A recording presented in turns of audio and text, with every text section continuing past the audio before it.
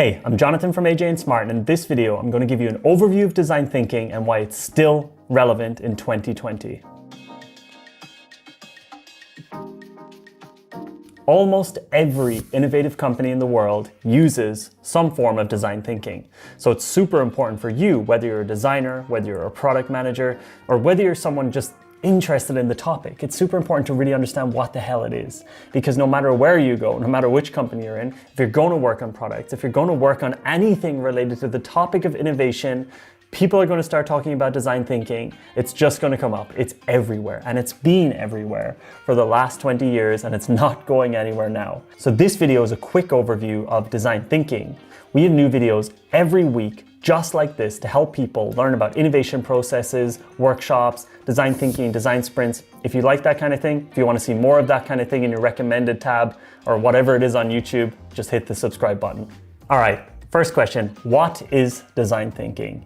Really simply, design thinking is a philosophy and a set of tools to help you solve problems creatively. That's the first thing you need to understand. When a company is trying to create something new, when a company is trying to solve a problem, when a team is trying to solve a complex problem, you can use design thinking to help you get to that solution.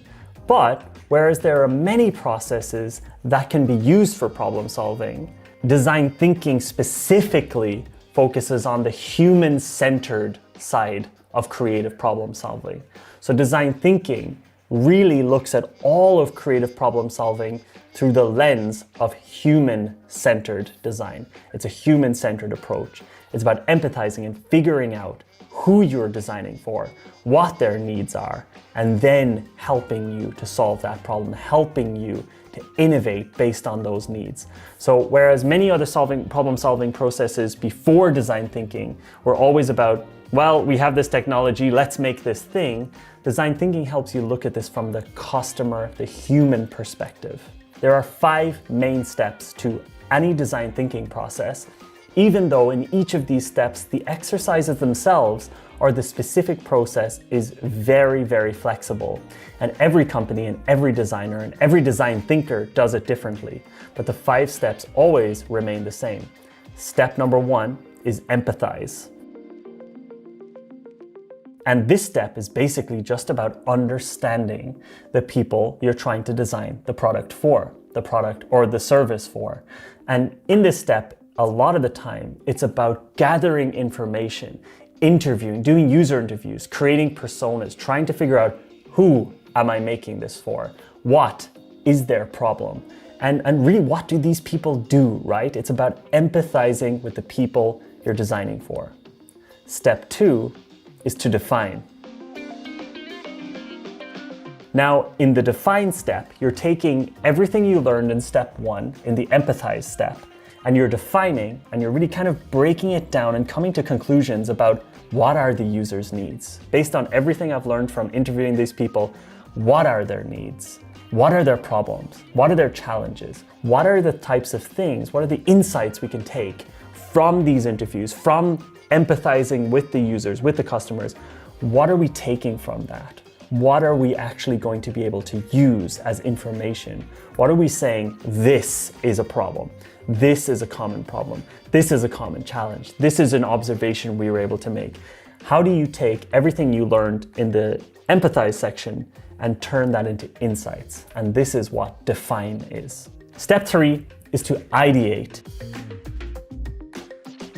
Now, you're taking everything you learned in the previous 2 steps and you're coming up with solutions. You're coming up with ideas. You're coming up with potential matches of products or services or whatever it is you're creating. You're trying to match your solution with the insights you figured out in the empathize and define section of the design thinking process. Now what you're doing is coming together and you're coming up with ideas. And often this is the bit that looks sort of like a brainstorming workshop. You got Post-its everywhere, people are coming together, people are sharing ideas, and people are trying to come up with ideas. So it's really about coming up with thoughts and ideas that match what you learned in the previous steps. Step 4 is prototype. Now what you're doing is you're taking all of these ideas, you're breaking it down into a select few that you think might be worth making into something more realistic. And you're turning these ideas into simple, testable prototypes. You know, they're not fully designed, they're not fully coded, they're not fully made into the real thing, but they're essentially a facade, essentially a fake thing, whether that's a digital product or a physical product. You're just trying to quickly make something that you can test with real users, and that's the final step, test. And in the test phase, you're taking your prototypes, the prototypes that are based on what you created in the third step and fourth step, and now you're on to the final step where you're testing with real people. And these real people are, you know, selected based on what you learned in step 1 in empathize. And essentially these real people are going to use the product, and you're going to get feedback from them in real time based on what they're using. So you go back through the cycle, you go from test, once you've got your test results, you go back again into the define phase, right? You're not done once you've tested. There's going to be a lot of new insights. So these insights, you're gathering them together, again, back to the define phase, and then you're back to the ideate phase again. Based on your new learnings, you're coming up with new ideas, you're coming up with updated ideas, and then you're back to prototype again, and then you're back to test again. And that is the core design thinking cycle. And these are the 5 steps you see every time you search for anything design thinking related. And I just want to be super clear about this. You see these, you know, they'll be overlaid on the screen multiple times here. You'll see these 5 steps. And the important thing to understand here is these 5 steps are sort of like the zoomed out map of how a design thinking process works. However, the exact exercises within these circles are not defined, okay? So you need to understand that's an important difference between design thinking and something like design sprints. In design thinking, you have a broad map of what you're going to be doing over the next weeks, months, years, but there's no rule set that says you have to do this exercise, you have to do this persona, you have to do this. Whereas in something like design sprints, it's more like a recipe, you have to do it. I'm going slightly off topic, but I wanted to get you there because I feel like a lot of people misunderstand that about design thinking. Design thinking is not a recipe, it's not do this, this, this, this, this. It's a philosophy and a mindset combined with multiple different exercises you can choose from depending on how you want to make the dish, right? So design thinking is essentially pretty freeform, it's pretty flexible, it's pretty much up to the person who's running the process, which can make it actually quite tricky. And that's often why we recommend taking the philosophy of design thinking, learning the philosophy of design thinking, and using something like the design sprint as a recipe to run a design thinking process. So hopefully that quick overview demystified some of design thinking for you. The first thing to understand is just the broad philosophy around what design thinking is. And that's the point of this video. For more videos on design thinking and for more articles and for more posts, we're going to be doing a full week of design thinking content on our LinkedIn profile this week. So definitely say hey over there as well. I know LinkedIn can be a bit boring, but we've got a very exciting LinkedIn page. So AJ&Smart on LinkedIn.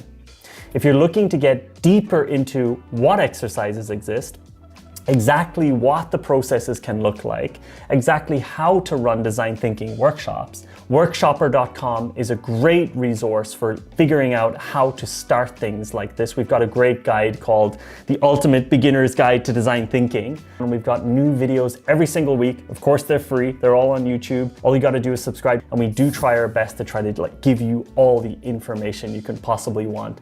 And where do we get the ideas for making these videos? The comments down below.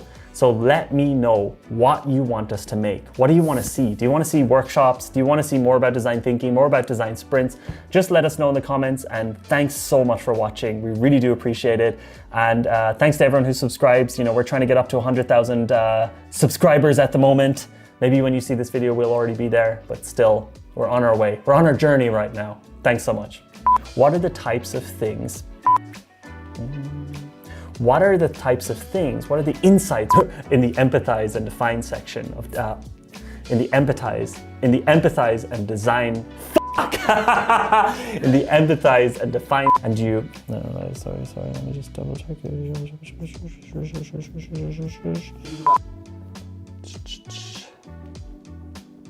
Okay.